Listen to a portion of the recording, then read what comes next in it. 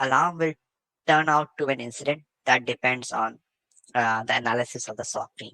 So let's say SOC team got an alert from the system, from my system, that my system is kind of communicating with a known malicious IP address. Then the SOC team will do an analysis of that. Okay, and they, let's say they figured out that just that what I was doing was like I was hosting some web page on my system, and there are certain external IP address which was scanning my website.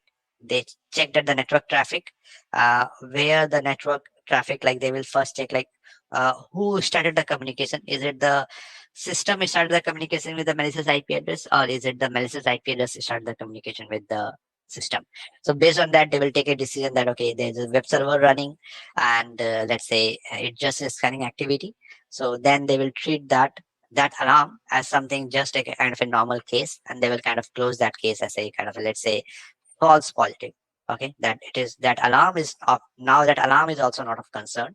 Okay, and if and how that alarm will kind of turn out to be an incident is that let's say there has been like they found out that there has been kind of network scanning activity from that malicious IP address, and they found out that let's say the attacker actually passed on certain malicious payload to the web server, which is like let's say SQL injection, and then they are seeing certain communication from the database going back, or a huge spike of data going towards the attacker IP address. So that will signify that okay, maybe the attacker SQL injection, whatever they provided to the web server, at least one of them got successful, and now the attacker is trying to exfil the data out to their own controlled server.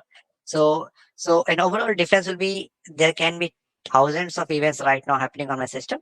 Okay, in that thousands events, we alarm will be something, it will highlight only let's say 5 events of concern, and in that 5 event, let's say only one event might turn out to be an incident, a real incident. Otherwise everything is like false positive cases.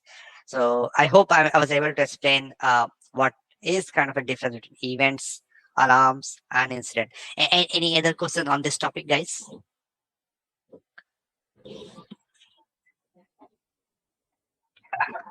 What you mean to say is like alarm and alert is like one and the same thing. So when a rule gets triggered, so we'll be getting an alarm or instant. Sorry, this Yes, alarm or alert.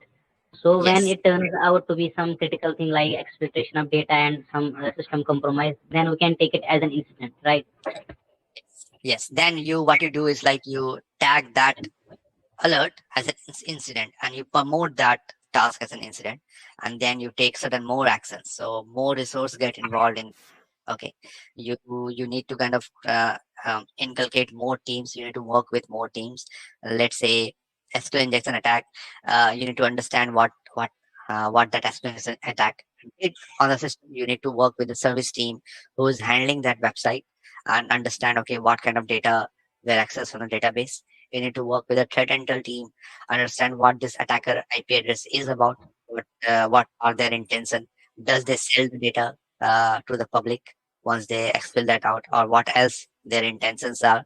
And then based on their intentions, you in up your game and you get certain other of the incident going forward. So this is kind of basically things that happens when any kind of alarm take a shape of, or gets promoted as an incident. Okay, so thank you. Okay, guys, so that's all about, I think that's all about, let me just quickly see my slides. So I think, yeah, so that's all about the tiered architecture, the tier 1, tier 2, and 3, and what's benefit that we can get it from tier less or being tier 1, tier 3. Okay, so now let's go to the next slide. So we have discussed tier less SOC pros and cons, and now let's kind of discuss a little bit more about the SOC process. Okay, like and by SOC process I mean what are the inputs that a SOC team gets, and what are the kind of outputs that kind of SOC team produces. Okay, so let me quickly go to my tool over here, and let me quickly draw a diagram. Let's say this is processing, and then let's say input 1, comma, input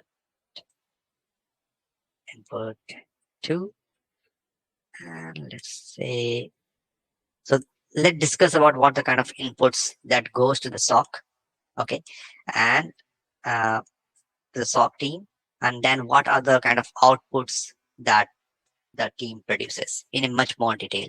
Okay, so I got the outputs, and let me just do that. Okay, okay. So let's see. So to more easily understand SOC function, we need to kind of simplify that. So one of the things is that we can do is like for any kind of understand anything, what we can do is like we can treat that module that we want to understand in three boxes. One is like what input it accepts, what kind of processing, what kind of processing it does, and what the output does it produces. So let's say for the malware analysis team, the inputs can be the malware samples. Okay, they do some processing. We can treat that maybe being a SOC team who doesn't needs to kind of do the malware analysis. We can treat that processing as kind of a black box for us. Okay, and then we get an output. Output is something which is like the analysis of the malware, like what that malware is doing and all, and what IP address it is communicating to, what are the IOCs that we can kind of produce from that malware. Okay, so for going forward, treat any team as three boxes basically, which is inputs, out processing, and output. Okay, now let discuss a bit more about kind of what these steps mean, how this three boxes means for a SOC team. And before proceeding further, I'll take a 1 minute break. I'll just kind of ease my mouth a bit. Let me just grab a quick water and let's continue with this discussion in 1 minute. Okay.